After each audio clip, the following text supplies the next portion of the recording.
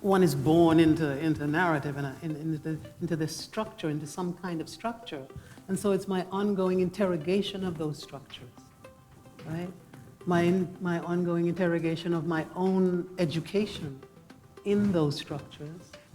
And what I might do to untangle these deep contradictions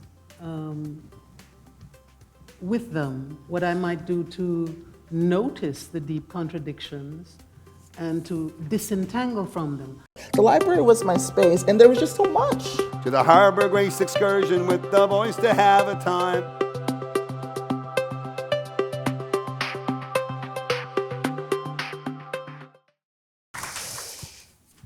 Dion, your books are most precious gifts to us.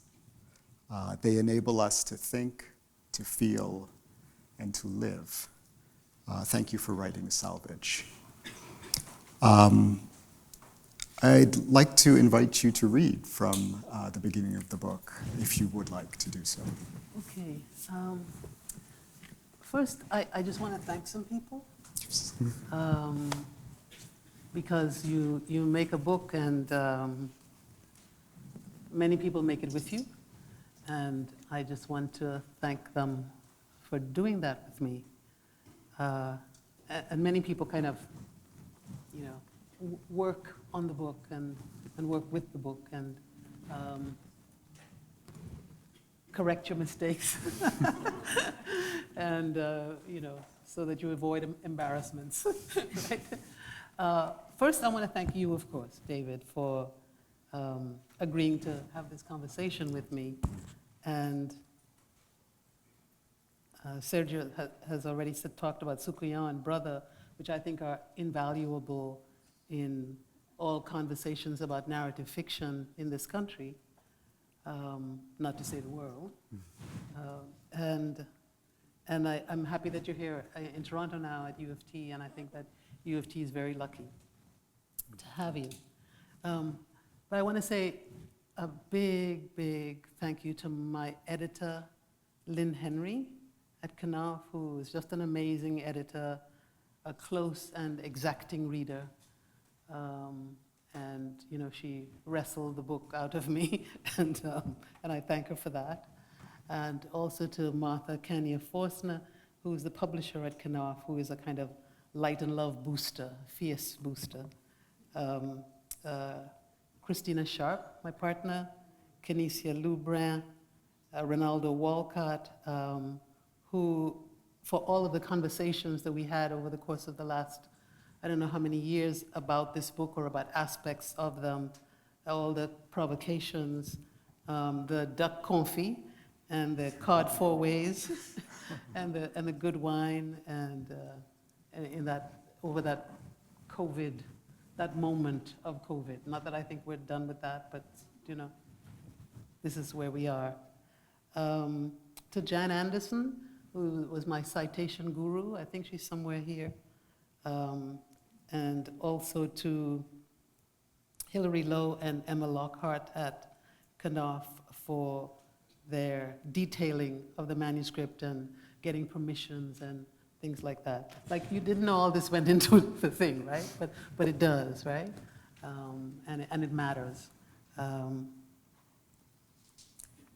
Also to Ashley Dunn, who's a head publicist at Knopf, and my longtime, always Ruta Leomonas, who runs me around the city and answers the difficult questions like, why isn't she here yet? So, right? Anyway, so those are my thank yous. And I know I've forgotten people, and because I always do, but over the course of the evening, I'll remember and come back to that. So I want to read from the first part of the book, which is called To Recover Belongings from a Wreck.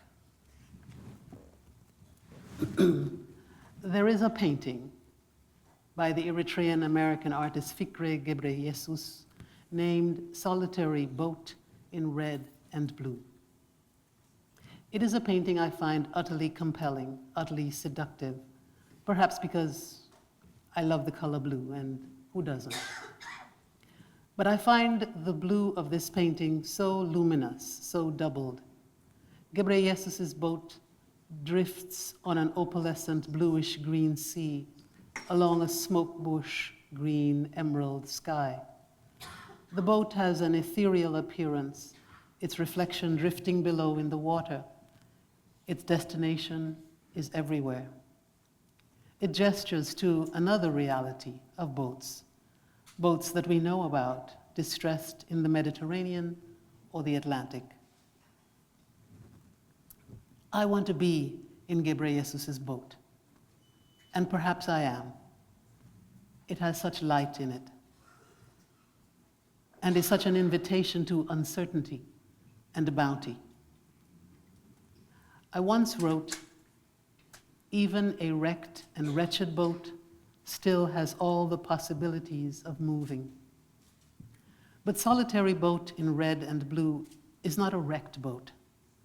It is the spirit of boats that I spoke of in those lines. It is a boat moving with all haste, languor, and possibility.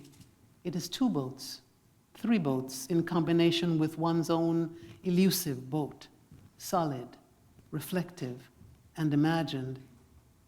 The moths or fireflies that accompany the boat with their own gray-blue translucence almost seem to be floating on water themselves. And where is the boat going? I ask. And the answer, it seems, is to somewhere green. Its lightness and drift indicate its whereabouts and destination. I can't get enough of the painting. One's eyes are always rewarded, and that is because of its movement. If you glance away, you find it at another place, at a new place. Solitary is paradox here. There is another painting of a boat that I love, Remedios Varo's exploration of the sources of the Orinoco River. A woman, Varo's avatar, sits in a red, fish-like bucketed waistcoat of a boat. She arrives in this boat at the source of the Orinoco, only to find whimsically or ironically a coffee table with a glass spilling wine that appears to be the beginning of the river. In the painting, metaphor becomes a critique of such explorations. They resulted only in superconsumption and exploitation. Unlike Varo's painting, Ghebreyesus's solitary boat in red and blue has no destination so specific and no purpose so directive and acquisitive, nor one so ironic. There is no one on board, yet it seems everyone we wish to be or know is on board. So perhaps someone is on board. Whatever the case, this boat's intentions are not missionary, with all the attendant violent and coercive relations that go along with discovery and exploration for future uses. It does not seek information or a commodifiable knowledge. It is not equipped with a compass, and the end of its journey is still open to wonder. Maybe I'll stop there, David.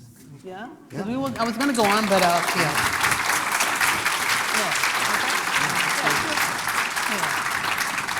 Yeah. So you saw the boat. Yeah. Thank you, first of all, for reading, Dion. It's a pleasure to hear books in your voice. I've heard recently that Salvage is now an audiobook. Salvage opens with this image of a painting, Solitary Boat in red and blue, and near the end of the book, you arrive at another image, this time a photograph, that perhaps we'll talk about near the end of this interview. But first I'd like to ask you this. You describe salvage as a kind of forensics, a forensics of how a reader is made. You describe how in university the language of the novel, the supposed affectation of the speech and colloquialisms of the time assaulted you. And you offer powerfully critical readings of books like Thackeray's Vanity Fair, Bronte's Jane Eyre, Ben's Orinoco, Defoe's Robinson Crusoe, Austen's Manfield Park. Can we talk a bit about why you now return to these canonical texts? What you once saw and unsaw in these texts as well? Well, I'm not sure if it's a return. In a sense, we exist in these texts, right? Because these texts were produced at a particular time, a particular historical moment. That is that moment of colonization and conquest of what was called the New World. And these texts accompanied this exploration, so-called, and the violence of colonialism. These texts accompanied them and became a kind of educative tools for the peoples who were conquered, as well as the conquering people. They were educative in that sense. We come to know the text in more generations as kind of aesthetic objects, right?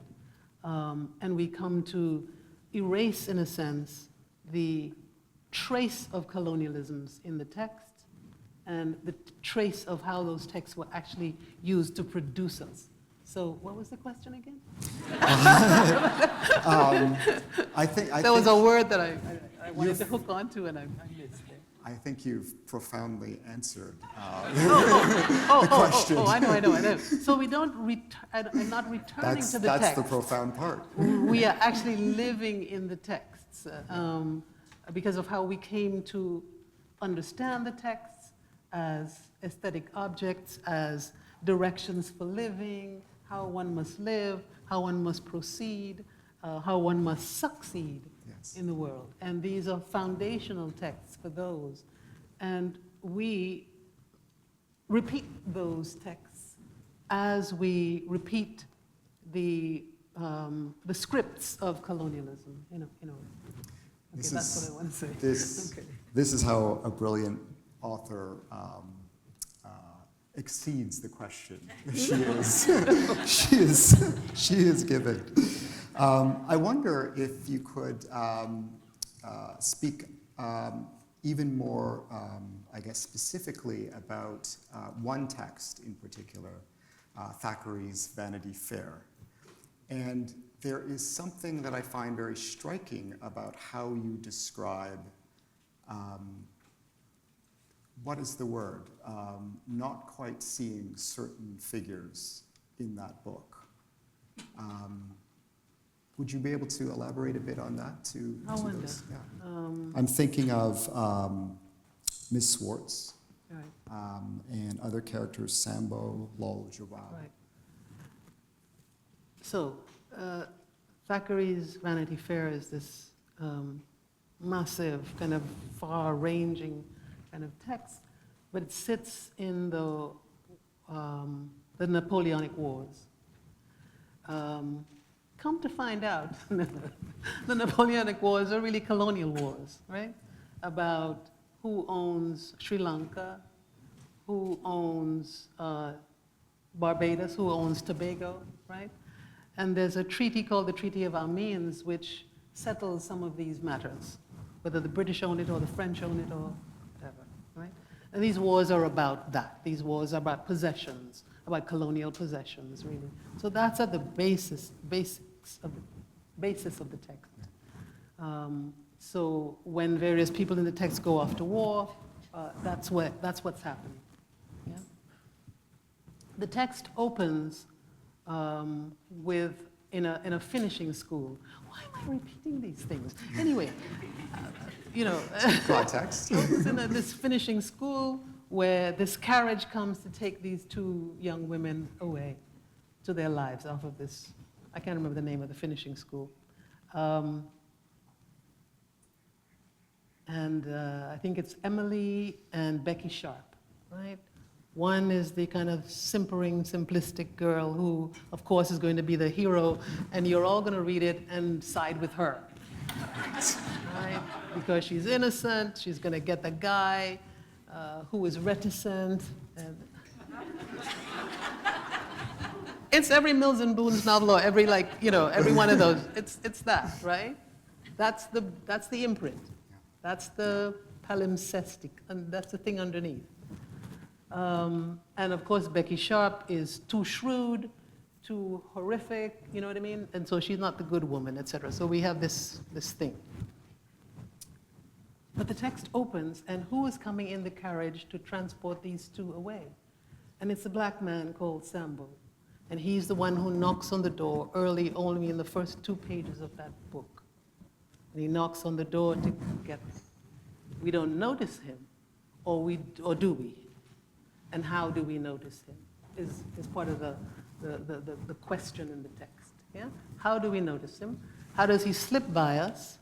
And how is he located in the text?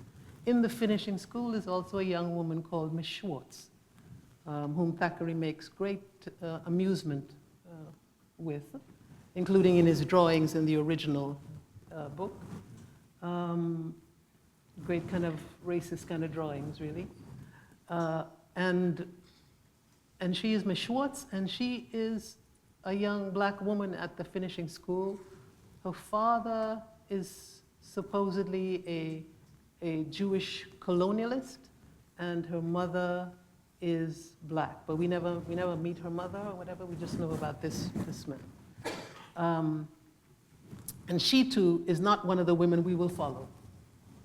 Right? We won't follow her in the text, even though she repeats in the text. She arrives many times in the text. She's very rich. She marries some other planter or whatever in the text. So my point is that all the texts contain the world of the time, all the world of the time. But as a reader, you are called to land where in the text, right? And to support what things in the text. And the very descriptions in the text tell you exactly what the world is. Right? And the world is the world of colonization, of exploitation, of extraction. But we ignore this great movement going on in the text, present in the text, for the romantic. But not only for the romantic, for the success of the characters in the text, whose life and well-being depend on these structures that are also in the text. And this is how we know wealth, what wealth is. So it is not that we don't know that wealth is made on violence. It is that we come to love that. Yeah? And we come to absorb the violence as well as the aesthetic. Does what you've just said connect to a line that leaped out at me in Salvage? Mine is not an argument about being absent from literary texts. We were not absent. We were in the texts, potent as life. In fact, we were the life in the text. You know, whether it is South Asia or Africa or blackness in the text, it sits in the text. It generated the text. These were marvelous adventures this group of people were having. They were having a wonderful time. They weren't having a dreadful time. They were having a wonderful time. That wonderful time was predicated on violence. And it was written in this way. And so my thought is, well, when we absorb these texts, whoever we are, what is it that we are absorbing? And how? So my project in the book was to break down this violence. And so there's a passage in the book called, this paragraph is about This paragraph is about a horse. a horse, okay. And it looks at Mansfield Park. There are several paragraphs. I'm not sure if it's one. These paragraphs are about a horse. I've forgotten the book already. There's a lot in I'm the book. on to the next, It's hard people. to hold it all in my brain. And it's a paragraph about the protagonist, whose name I can no longer remember. But it is about whether she can have a horse or not. And every once in a while in the paragraph, Antigua appears, Yeah. right? Because the head honcho, Sir What's-His-Face, is off in Antigua taking care of a very uncomfortable business. Something has ruptured in how Mansfield Park is actually made, right? Mansfield Park is made from the money that he makes in Antigua, from plantations in Antigua. But only once in a while, this thing about this disturbance in Antigua and whether he will return or not to decide whether she can have a horse. And so they are deciding that she should have this horse, but they are waiting on his approval of the horse. So several paragraphs go by in Mansfield Park about this horse, with only now and then a mention of his being in Antigua. You think, well, what is Antigua? Well, what is going on in Antigua is that he has several slave plantations in Antigua, and there's been some kind of disruption. But we do not know what that is. We just want her to get a horse. Serious. Read it. Right? We're just anxious that she should get the horse. Of course she has a right to have the horse. The other sisters have a horse. Why can't the cousin have a horse? I swear. Let me find it for you. Hang on. Is that the Thackeray? Where is it? No. Hang on. Okay. Speak among yourselves. I'll get to it. Lynn, where is it? His paragraph. It's about 2/3. Okay, I got it. This paragraph is about a horse, 150.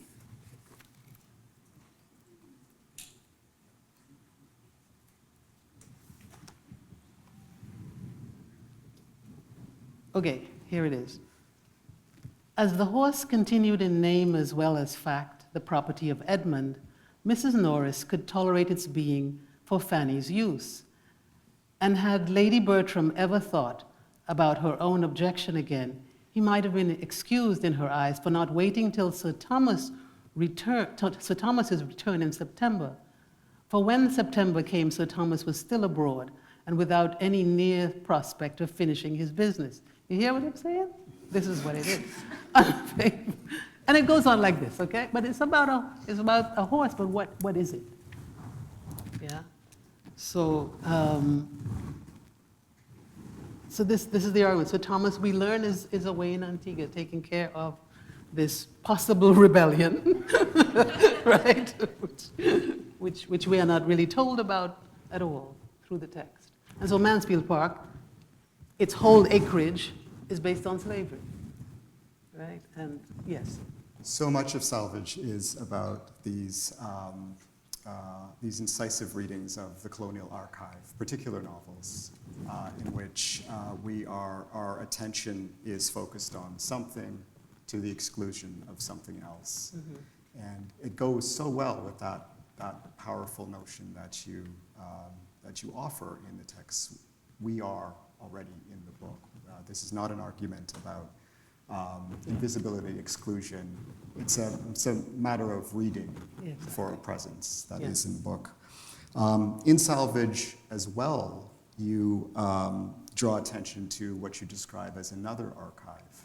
Mm-hmm. One can explore another body of writings rich with intellectual life and human activity. As you put it, and I love this line, alive, writings of people who are alive to the sensorium of catastrophe. You name and talk about 18th century abolitionist authors, such as Ignatia Sancho. You draw attention to C.L.R. James's work. But here you also warn about other writers, be they white, black, or otherwise, who seek to rewrite the master narrative. What precisely defines and limits these projects of rehabilitation for you? Well, there are two aspects to this. So one is, of course, I'm not sure about rehabilitation, but I think, well, let me say there are both. There's one that's involuntary, one aspect of writing that's involuntary. These are the books that came before. These are the books that I might write like. This is the book that teaches writing. This is how character works. This is what character is. And this is what happens to character. This is what is That's famously profound. called the arc of the character. Yeah. Right? And the arc is something like someone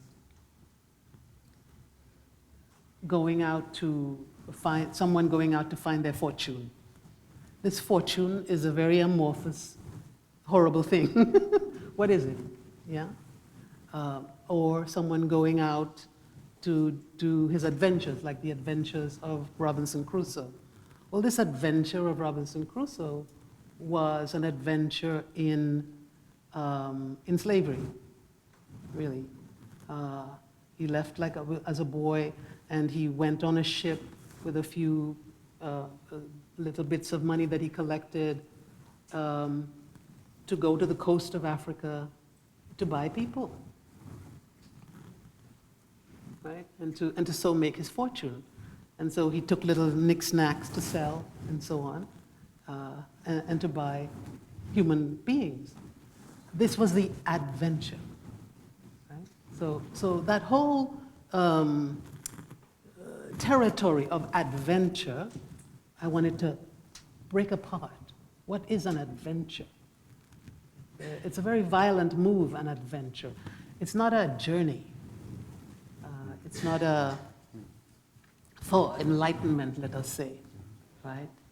It's not to go about the world to know the world or something. It's to go about the world to conquer the world, right? So when we write something like an adventure, or when we write, what is it that we're actually doing? What are we duplicating in a way, right? My questions are, how do you port these notions, these colonial notions, or notions of colonial conquest into the text without thinking about it at all, quite involuntarily, because these are the texts that are significant of texts, right? These are canonical. This is how you write. This is how it works, right? So there's that one, Yes. where you do it quite involuntarily. I want to write a book like that. And take something like The Adventures of Robinson Crusoe. It's played out in the contemporary in so many ways. What is that show, Survivor? Right? That's what that is, right? And we bring along to it all of those knowledges that we have of that particular colonial moment through those colonial texts. Yeah? And the game is always the same. It's always the same. There are people who, I don't know if they think they rehabilitate it, but I think they speak to it or imitate it, for example, right? So, for example, J.M. Coetzee's Faux, or Patrick Chemoiseau's L'Empreinte de Crusoe. Was it Crusoe? L'Empreinte de Crusoe's Footprints. And people see this text as sort of major, and it is in a certain schema of thought. You know, it is in a certain ideological way. Yeah. And so always some writers speak back to these texts, or consider these writers, you know, extremely powerful, which they were, because their texts were repeated and repeated across all kinds of colonial territories. In school, for school children, repeated and and imitated and repeated again and so on. So they become a kind of unseen script, both for writing and for living, in a way, right? Okay, I forgot where I was. Well, again, I think you've answered my question, but maybe I could ask you more here about narrative, how you're understanding this complicated thing called narrative, which I find so essential in your writing. As I've said at the beginning, each of your books has been a truly precious gift to me. Every one of your books has been paradoxically both necessary and a genuine surprise. I wonder, however, if Salvage is, for me personally, the most surprising. I could have anticipated, if you are readers of Dion Brand's work, The Blue Clerk, your Ars Poetica, a stunning book that I could live within for my life, really. A philosophy of poetry writing. But I did not expect from you a book, notwithstanding your investments in narrative, a book centering on narrative. I remember in A Map to the Door of No Return, you quote these lines by Derek Walcott: pray for a day without plot, pray for a life without plot, a day without narrative. And I know that you are not being celebratory when you write in Salvage, one is made by works of literature and one is made through and by narrative. There are people who celebrate that, and I don't think you are one of those people. I guess not. Did writing Salvage clarify your understanding of narrative, your perspective of narrative, and has writing Salvage affected your complex commitments to fiction, and especially the novel? No, it didn't clarify a thing. It didn't clarify anything. No, it's an ongoing interrogation of how we think about narrative, right? It's my ongoing interrogation of history, what comes to be history qua history, and it's an ongoing thing. It's a never-ending thing, because one is born into narrative and into this structure, into some kind of structure. And so it's my ongoing interrogation of those structures, right? My ongoing interrogation of my own education in those structures. And what I might do to untangle these deep contradictions with them, what I might do to notice the deep contradictions and to disentangle from them, but also to notice, so what to notice about kind of the dominant forms of narrative, which mirror the dominant forms of governing, yeah? And how to disentangle oneself from those dominant forms. Therefore, how, in a sense, to write about the rest of the world. like what shape might that take? You know, how might we disturb the shapes that narrative and therefore ruling come in, and what shape or shapelessness to structure that which exceeds that finite, narrow form of telling, yeah? So it's this ongoing conversation about that, really. So the text kind of looks at British imperialism and what it ported with it, right? That domination is not simply, militaristic, and violence, and its violences are not only police-like, but they are police-like in another way. Yeah, one is policed through narrative too. There are kind of official stories, and they are imposed. Yet one comes to love these impositions. One is taught to love these impositions, right?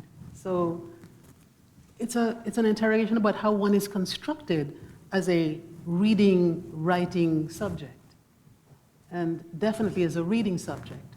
So British imperialism brought its modalities, and one of those modalities, let's say one of those modalities is a kind of government, and one is the kind of police, one is the military, or one is also the educative, the book, right? The educational systems, etc. But the text also deals with American imperialism, the appearance of American imperialism too, or the emergence of an American imperialism at a certain point in the kind of history of the world, and what came with it. And in the text I talk about what came with a kind of American imperialism is sound. So all the songs, the Bing Crosby, all of that, the kind of belligerent religious texts on the radio that also came, the sermons, etc. And in all their contradictions, so that America arrived in my childhood, for example, as a kind of a sound that contested the British formal structured sound, right? So the American outlaw, the games of cowboy and Indian, all the portrayal of indigeneity as even more outlaw than the outlaw, right? And so that came into my childhood, along with the music of America, which was also kind of outlaw, right? The sound of America, and the sound of its, Presbyterianism, or its, So the book just examines all these texts and all these scripts of domination, in a way, and how they come complicated, in complicated ways. We do have to move to audience questions, but Really? I can't help. much. I know. Sorry. I know. I'm definitely. I don't think I could possibly end without just mentioning, and maybe we could just touch on it for a moment. Bookending, I believe, Salvage is not only your beautiful reading of Solitary Boat in red and blue, this painting, but also articulated within it at the beginning, in the middle, and then at the end is another image. And that is a photograph of you taken when you were 4. There is a line in Salvage that strikes me as artfully necessary for readers of your work. You write, "The only place the autobiographical appears in my art with a small vestige of itself may be in the fictions I write, and even then alloyed." And I think that is, that I want to, every time I teach your work, I want students to read that sentence that will be projected on a screen. You write, though, of this photograph. It has always been and still is a mystery to me, or an opening, a wonder, and a source of inexhaustible looking. You write, it is possible that everything since, and therefore my writing life, emanates from the photograph. We can't really do justice to what you do with that photograph in the book and its meaning. But I wonder if you could, for a moment, just talk about the high importance of this photograph. Well, I use the photograph throughout the book to read the photograph. The photograph is taken when I'm not sure it's me in the photograph. Yes, and that's yeah. Because, and I say in the text, you know, the girl reputed to be me in the photograph, like, you know, or, you know, yes, I don't know if it's me in the photograph because I don't recognize the photograph. Yeah, you don't recognize Right? yourself. Everyone else recognizes the photographs. But I don't, because I see these four girls at a certain point in their life, but also in history, right? And the photograph is taken to be sent to England, where their mother and their aunt lives now. And the photograph is a kind of document, right? A kind of colonial document, if you will. It's only taken for the purpose. It's the only photograph of the period. And the only reason the photograph is taken is to be sent to England. And so then I read the photograph through its various kind of possibilities and iterations. That the girls in the photograph are being made in some way by the act of taking the photograph and how the photograph will be used. The photograph is a kind of passport. The photograph is a kind of assurance to the aunt and the mother away that everything might be all right, or that everything is not all right, right? And there are tons of these photographs that moved from the Caribbean to England, or from the Caribbean to the US, right? Where people posed in a particular way to affect well-being, or desire, or want, or something. The photographs were a kind of a reminder and a possibility. And so there are all kinds of readings throughout the text about this photograph. Why does this photograph, how this photograph exists in its historical mode, or in the historical mode, as well as in the personal mode. The personal is almost evacuated from the photograph. But you can see the disruption of the little girls in the photograph, because they're not all they're a little bit unruly. One of them is crying. One of them is shaking something, the one who is reputed to be me, shaking something. And then the other one looks terrified. And, you know, and then at the time that the photograph is taken, many things are going on outside of the studio the photograph is taken in, right? What are the communal and historical things going on outside of the studio? What are the great historical movements going on outside of the studio, right? That moment is the moment of many ships going from the Caribbean to England, with many people to work in the NHS and to work in the building of English industry, etc. Just as if you might find a photograph of someone in the 70s here moving across, let's say, to Canada for the same purposes, for the purposes of labor, providing labor for the metropoles in a way. So I wanted to look at the photograph historically and politically throughout the text, and it changes. The notions of the photograph change throughout. Yeah. Thank you. Thank you for educating us. Thank you.